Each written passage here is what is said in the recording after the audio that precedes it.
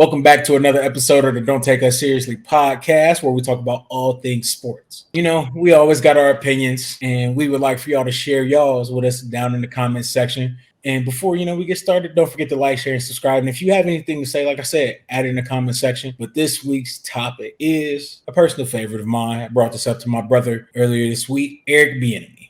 Now, there's been this discussion back and forth about whether Bieniemy is fit to be a head coach, why he should be a head coach, a consistent tug of war of what's going on and why he's not. Now, if you don't know, Eric Bieniemy obviously is the offensive coordinator for the Kansas City Chiefs, probably the most successful team of the past 5 years as of right now. A lot of people seem to attribute a lot of their success to, obviously Andy Reid and Eric Bieniemy, because Kansas City is not known for playing defense. They're known to be the highest scoring team in the league for the most part. It's starting to summarize and feel like Eric Bieniemy's not a part of the good old boys club or something. And it's like you got David Culley and Lovie Smith who got hired for head coaching jobs last year, and Eric Bieniemy was still sitting at home chilling, waiting for an interview, who obviously is significantly more qualified at this stage than either. Like, at least hiring David Culley it's a shot in the dark. You got a chance. But you got Lovie Smith, whose defense hasn't been relevant or worth a damn in the last 5 to 10 years, and you hire him on as an HC, but Eric Bieniemy's still sitting at home. Almost a slap in the face, man. It's pretty weird. I gotta say, you got an offense that Bieniemy's been running. They throw the football all over the place. When you got a league like this that's prioritizing this, the rules are privy towards this style of play. Why can't he get a job? That just screams red flags galore. He's got an offensive background. He's an offensive coordinator for the great Chiefs. Got Andy Reid already there at the helm. You don't have a good reference? What's going on here? You also look at Matt Nagy. He was there at the Chiefs before him. And he was the offensive coordinator. If he was able to get a head coaching job, he didn't call plays. I don't know if Matt Nagy and the stuff that he did, when he was at the Bears, I don't know if that affected him now. But Eric Bieniemy is just getting a bad rap here. And I'm not really sure why. I mean, let's go a little bit further back. He's been coaching since 2000. He started coaching in the NFL in 2007 with the Vikings. This is odd when you really keep digging deeper and deeper into it. He was a running backs coach with Andy Reid at some point back in 2013, and he's worked himself up the ranks since then. Why is it that a guy we could say started from the bottom, rose his way up, from the ashes, became the offensive coordinator? At this point, they're even saying that he's calling plays, at times. Why is it that a guy that's got three straight AFC championship games, why can't he get a job? It's interesting, bro, because as you bring up Matt Nagy, I don't know, man, maybe you think like it could be after teams saw, a previous Andy Reid protege fail at a head coaching job because they thought he was going to bring some sort of innovation. Do you think that could be, the source behind his job neglect? I guess maybe it's a torment of success. I don't know. I mean, is this the price of fame? I don't know, man. It was like watching Nagy suck at the Bears was brutal. It was atrocious. And then they accidentally made the playoffs in that first year, and the Bears were like, "Oh no, yeah, we might have." And then they barely made it. It didn't look good. Like it wasn't even like, you remember how earlier this year we were talking about the Giants, how they were playing the ugliest brand of football, but it was good to watch though. The Bears weren't that. It wasn't good. It was the ugliest brands of football. They weren't playing good defense or offense, and they just magically fell into the playoffs accidentally. I mean, I'll give the Bears credit the 1 year. The 1 year they had a great defense, but after that it was like, what was going on here? It's just terrible play calling, terrible implementation of Mitch Trubisky, and somehow you still make the playoffs first year. I don't know. And man, it was just the drama behind it too, man. Matt Nagy chose Mitch Trubisky over everybody else available. Yeah, let's not forget, that's the Deshaun Watson year. He said, "This is my guy," and being heralded as an offensive guru, et cetera, just to watch all of that go downhill. And then, man, to adopt that, players were like, Matt Nagy's a dick. But then, in the same breath, we've heard some similar things about Eric Bieniemy. We've heard players come to vouch for him, but we've heard players say, Eric B is not the guy that you want to deal with on a regular basis.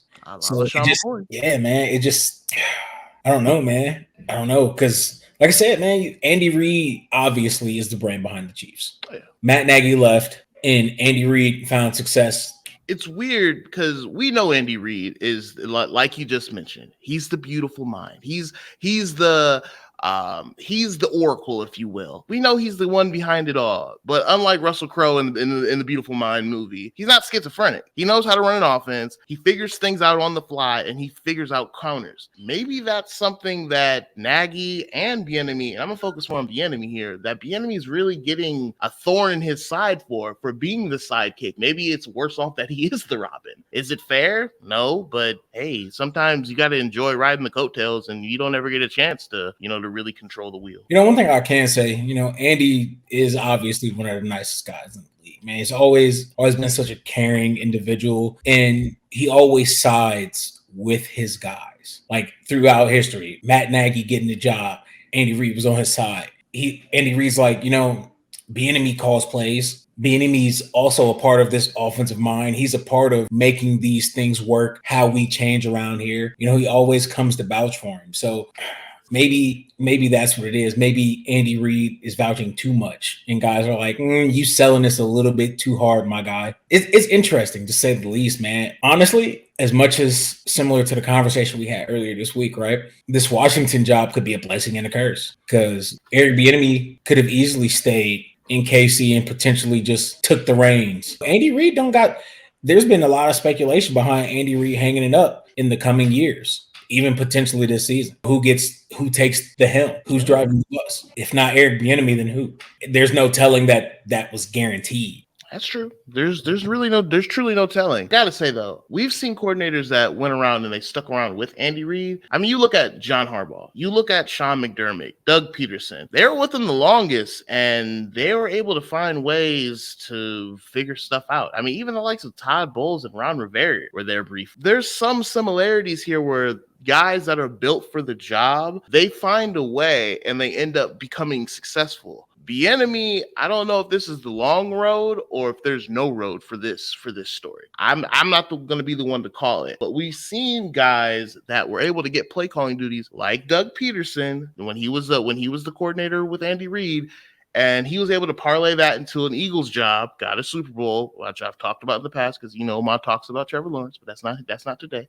And he's doing it now in the Jaguars. So clearly, Andy Reid is developing guys that are in the league that are able to do it. And if Bieniemy is able to call plays, even if it's only to a small extent, hey, I don't know what to say. He's a guy that he has all the qualifications, but can he put it together? I'm not the one to make that call, honestly. As much as I'm interested, I don't know. There's just too much in the air. And it's crazy because, like you said, we've watched guys that came under Andy Reid go on to succeed. Especially prime example, like you said, as much as I can't stand the Jaguars, Doug Peterson going after dealing with Urban Meyer that previous season. Doug Peterson comes and the Jaguars are mysteriously a playoff team in the very first season post Urban Meyer. It was very, I guess, Andy Reid-ish how he comes in and changes the scheme, brings that fire, brings his mentality, acquires the people to fill his scheme out, has the X's and O's, and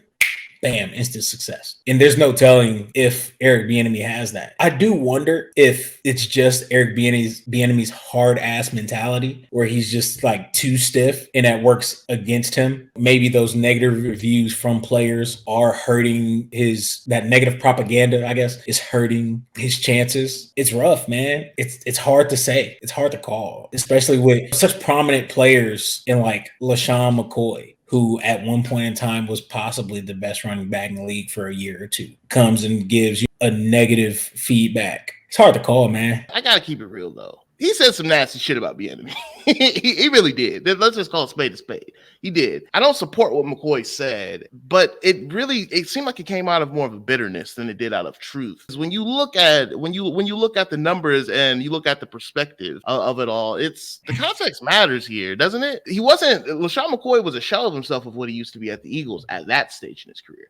He was a guy that was just coming in off the street and he kept fumbling the ball. It just was what it was. He wasn't as good as he used to be. Yeah, he's going to get on you more. You're not the star of the show anymore. But even with that being said, you get the likes of Jamal Charles and Tyreek Hill coming to the defense of Bieniemy on social media. Well, if you got one person casting stones and you got the rest that they're trying to block him, something tells me that he's being a hater. And there's really not much truth to the story. There's also the argument that having Patrick Mahomes is throwing the mask over how gifted of a play caller Eric Bieniemy really is. Because when you have a generational talent like Patrick Mahomes, you can pretty much call whatever the fuck you want, and he's going to do whatever he needs to do at the line of scrimmage to get the desired result. Not saying you can just realistically call whatever you want, but your quarterback, when you have a guy like that, is going to make the decisions, or at least the appropriate choices, to put you in a position to win regardless of what you call, because he has full reins in the green light to put the team where it needs to be at any given time in the game. There's definitely something to be said there.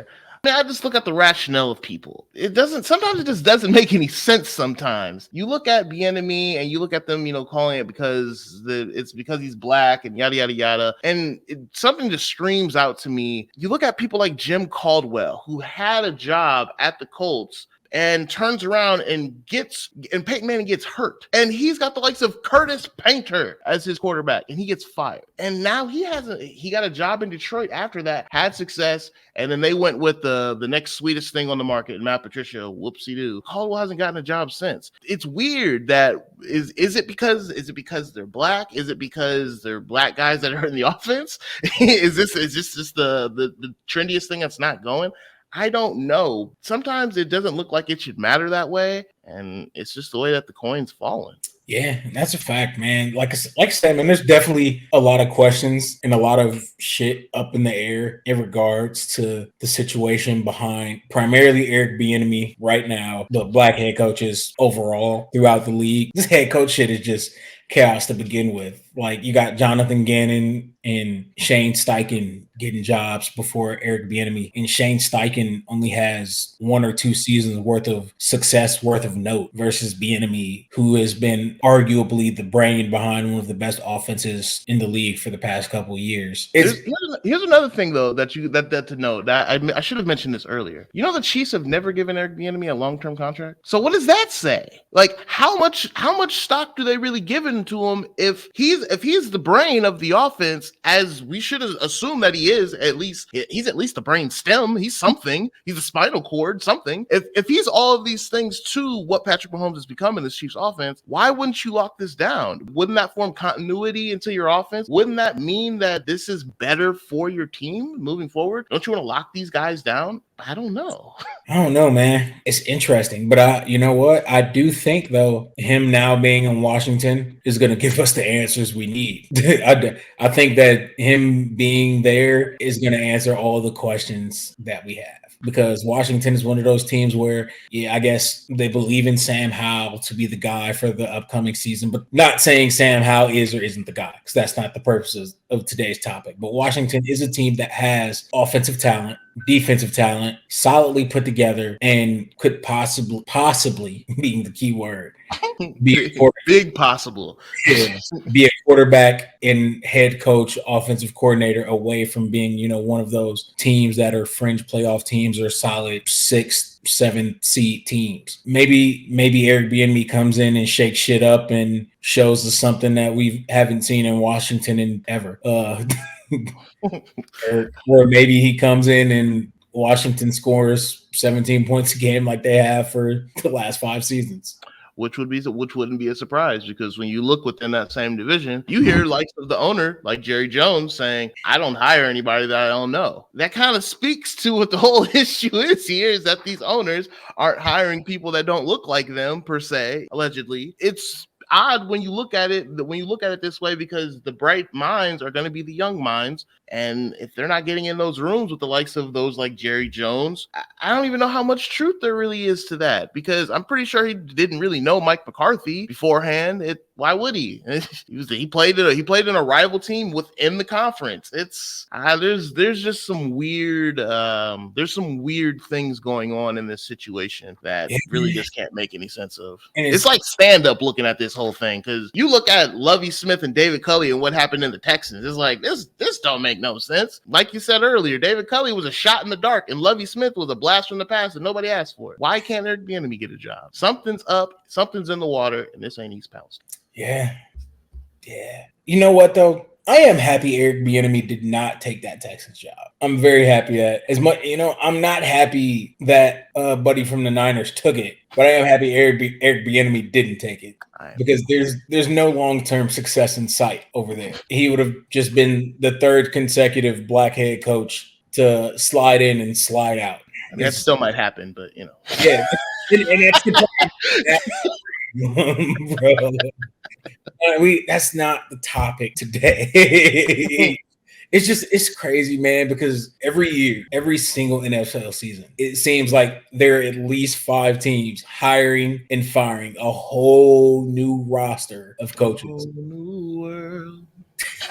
And that puts it on average of 20 coaches, 20 teams looking for coaches in the last 4 years. Maybe Eric Bieniemy wants to be in the driver's seat, and a team's not willing to give that. None of these franchises are willing to give him the control that he's looking for. Maybe it's his track record. Maybe it's, I don't know at this point, man. But Washington is giving him a chance to, I don't even know if it's them giving him a chance, because he's doing the same shit he's been doing for the last. Right, it's a linear move. Like, it's just weird. He moved linear backwards. If that makes sense, Yeah. Maybe something in the water in Washington will be able to lift Eric Bieniemy to the pedestal that some people believe he should be standing. I just hope we get some clarity to the situation. But we don't claim to have the answers, and we just want everyone to like, comment, and subscribe. And if you guys like this content, please leave a comment below. Do you think Bieniemy should stay? Do you think that he should go from Washington? We don't know what's going to come with that. We don't even know if they're going to sell the team. But that's not neither here nor there. That's not the topic. But this has been Don't Take Us Seriously. We'll catch you guys on the next one. Peace.